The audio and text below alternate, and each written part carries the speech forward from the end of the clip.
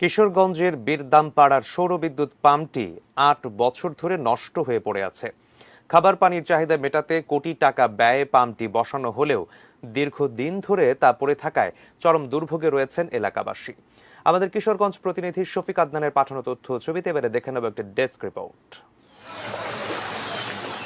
২০১১ সালে কিশোরগঞ্জের বীরদামপাড়ায় সৌরবিদ্যুৎ চালিত এ পাম্পটি বসানো হয়। প্রায় ৫ থেকে ৬০০ পরিবার অর্থ খরচ করে বাড়িঘরে পানির সংযোগও নেন। শুরুতে চলছিল ভালোই, বিপত্তি বাধে ২ বছর পর। পাম্পটি নষ্ট হয়ে গেলে দুর্ভোগে পড়েন এলাকাবাসী।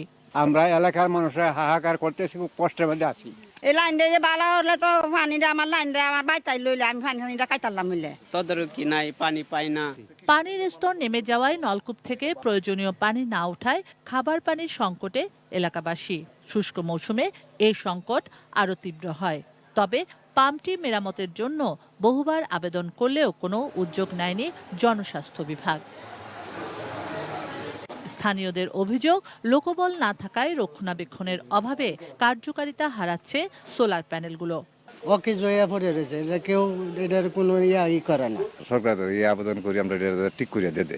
বিষয়টি ঊর্ধ্বতন কর্তৃপক্ষকে জানানো হবে বলেছেন জনস্বাস্থ্য অধিদপ্তরের এই কর্মকর্তা।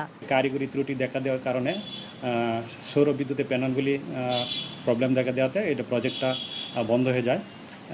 এখন তারপরে দীর্ঘদিন ধরে বন্ধ আছে।